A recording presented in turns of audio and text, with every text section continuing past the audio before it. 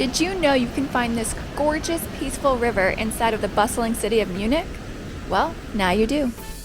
Hi, I'm Kate from Vacay in One Day, where I show you the best things to see and do in a city when traveling on a short schedule. I'm in my favorite German city, Munich, for just one day, so I'm on the hunt to see the best things the city has to offer and to get a feel of what makes Munich so special. Munich is known as the birthplace of the famous Oktoberfest, but it's also known for amazing food, stunning architecture, and gorgeous scenery. It is a perfect blend of old Bavaria and modern city life.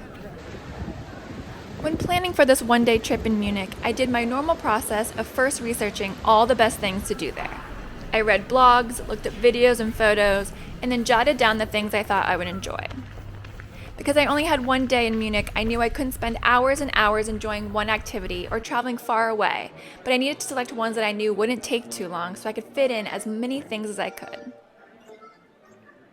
My next step is to then hit up Google Maps and put it in all the sites that I want to see so that I can determine the optimal route between them all without backtracking. This will also help inform me if I can walk to everything or need to use other modes of transportation like a train. I stayed on the eastern side of the city, which is about 1.5 miles from Marienplatz, the main square in Munich, so I decided taking the train would be the easiest option. Based on Google Maps, I realized I could walk to everything once I was in that downtown area. Munich trains are incredibly reliable, efficient, and can take you pretty much anywhere. You can buy a single-way, round trip, or purchase an all-day pass. So depending on where you want to go, like if you want to hit up Neuschwanstein, the famous castle that inspired Walt Disney for Cinderella's castle, I would recommend purchasing the all-day pass, because that allows you to go all over and includes buses as well. But for this day, I chose a round-trip ticket, and I found the easiest way to determine which train to take. I just put in Marienplatz, which was my first stop, in Google Maps. I selected the train options, and it gave me all the next trains leaving from my platforms, and I never ran into any issues with navigating the trains when using Google Maps.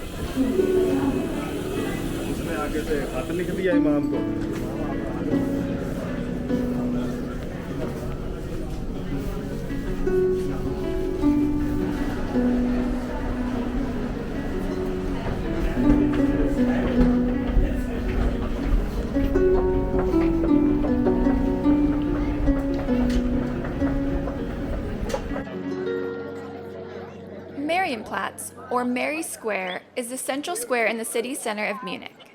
It features both the new City Hall and the old City Hall, with the latter featuring a tower with the famous Glockenspiel. It's the starting and stopping point for my day here. The Glockenspiel is a must-do if you're here in Munich and doesn't take much time out of your day to enjoy. A mechanical clock that is famous for characters moving in coordination with the music to tell stories. The performance lasts 10 to 15 minutes and occurs daily at 11 a.m. and 12 p.m., as well as 5 p.m. during the summer. The two stories are of the marriage of the Duke who founded the Hofbräuhaus and the Cooper's Dance, in celebration of when people dance in the streets to keep spirits high during the 1517 plague that engulfed Munich. Right off of Marienplatz is the food market called Victualenmarkt, or Victuals Market. Whenever I go overseas, I always try to experience local food market to taste some of the best local food and drinks the city has to offer, and this one is fantastic. It's very lively with people eating and drinking at all times of the day, and you can find other things like arts and crafts to purchase here too. I highly recommend stopping here for lunch on your trip.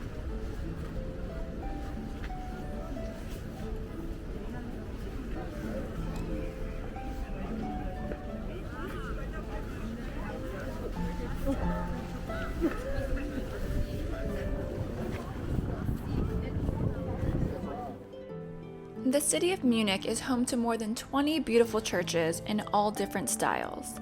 Admiring at least a few while you're here is a must-do and will give you a better feel for Munich's culture and history. I chose 4, and the first on my list for the day is Asum Church. The reason I love this church is because while most churches are giant standalone buildings, this one sits in the middle of a busy pedestrian street, and you could almost miss it if you don't look for it. Plus, inside is absolutely gorgeous. Built in the early 18th century, the stunning interior is divided into 3 layers. The lower includes the church benches and is dark, symbolizing suffering. The second is for the king and is white and blue. And the top section is well lit and represents God and eternity. Up next is St. Michael's Church, that is known for its unique exterior showcasing statues of various Bavarian rulers, and that is very different than other medieval churches in Munich. After 14 years of construction and a collapsed tower, this magnificent church opened in 1597.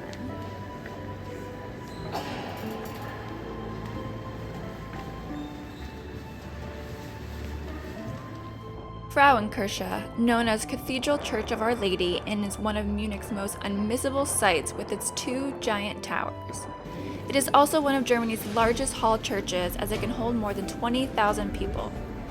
An interesting legend inside this church is the Devil's Footprint, where it's said that Satan himself visited hundreds of years ago and left the print of his foot. This church is not all spooky though, as it also provides people with amazing panoramic views of Munich. A trip to Munich wouldn't be complete without stopping at a beer garden. If you have more than one day, I would recommend looking for a less touristy beer garden to try as well, but with only one day here, it is highly recommended to experience Hofbrauhaus.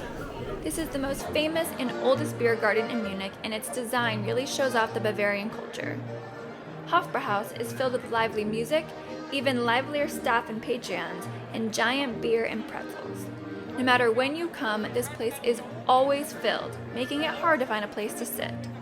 It is expected that you hop into one of those long wooden benches and chat with the people around you. First come, first served.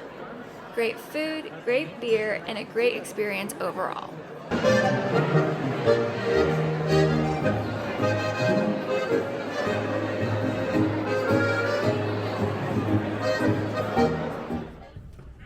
After a little food and drink in my belly, it's time to continue on our walking tour of Munich, and next stop is the Max Josephplatz. This square is named after King Max Joseph, whose statue is found in the middle. Here you can see the facade of the residence, the former royal palace. And while my day doesn't allot enough time to visit inside the residence, I do recommend visiting it if you are in Munich for a longer time, as it requires at least a half a day and features a museum, treasury, and theater. The fourth and final church I visited in Munich is Theatine Church, located in another popular square, Odeonsplatz. It was built in the Italian Baroque style with typical Mediterranean appearance with the bright yellow color of the exterior. The inside of the church is my favorite part. And although you won't find a lot of gold like other churches in Munich, it is absolutely stunning with its all-white design. The next stops on our list are to take in the gorgeous scenery and nature found in the city of Munich. Hof Garden is located near residence and is a beautiful garden with a pavilion and fountain.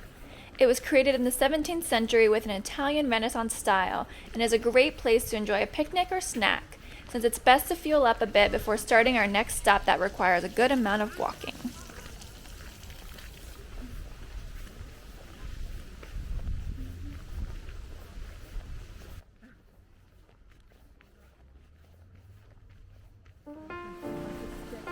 My favorite part of Munich is our second to last stop of the day, the English Garden. This park is massive, even bigger than New York's Central Park, and has a few must-see sights along its path. I would plan for at least an hour of walking and another hour to enjoy some of its amazing offerings. The first of three best things to see inside the English Gardens is the Chinese Tower, that is located the furthest away from the south entrance near Hof Garden and is around a 20-minute walk. The tower was opened in 1792 as an observation deck, and surrounding the tower you will find a beer garden with snacks and drinks and locals enjoying a peaceful afternoon. This is a great place to fuel up if you didn't enjoy a snack in the Hof Garden, and I think this is a great beer garden to enjoy that will give you a more local and calmer feel than Hofbrauhaus. The second place is just a few-minute walk from the Chinese Tower and is the Monoptros, a Greek ornamental temple that was built in the 1830s and designed to give a beautiful view of the English Garden. Get your cameras out and ready for this one.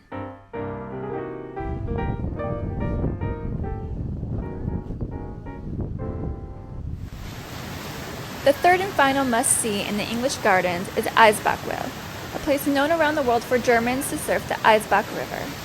This man-made river emerges from underground, and a stone step at the outlet creates waves that are perfect for surfing. This is a very fun activity to sit and watch the many surfers practicing their craft in the middle of the city.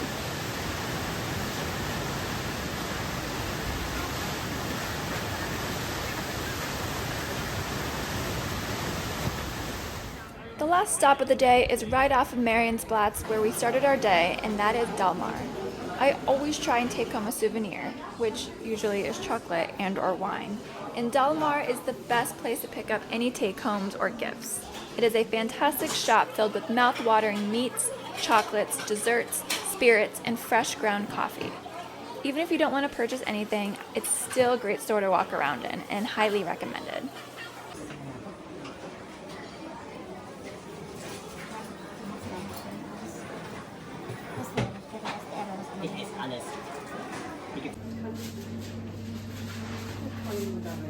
Ja, du musst halt gerade stehen, ja? Ja, das ist das da stehen.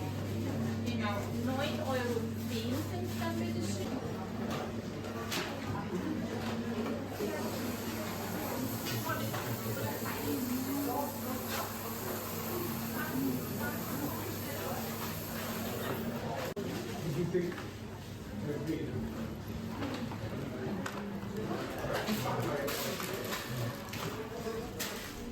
Wrapping this up, I had the best day in Munich where I got to experience its amazing food, beer, nature, history, architecture, and culture. While my day was filled with sights and activities, I didn't feel like I was rushed. I would say be prepared to walk a good bit, as the park alone I walked for over an hour in. But the park was also my favorite part as the whole day because it was just peaceful and beautiful.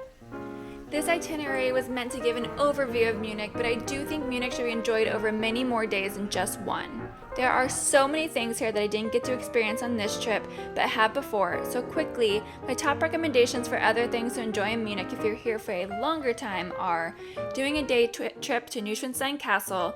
The train ride up there is beautiful to see the countryside. The town the castle's in is quaint and charming, and the castle itself is magnificent. Another thing I'd recommend doing is checking out the Nymphenburg Palace, located in the western side of Munich. The palace and the grounds are stunning. And lastly, as I mentioned before, taking the time to go in the residence is a great half-day activity.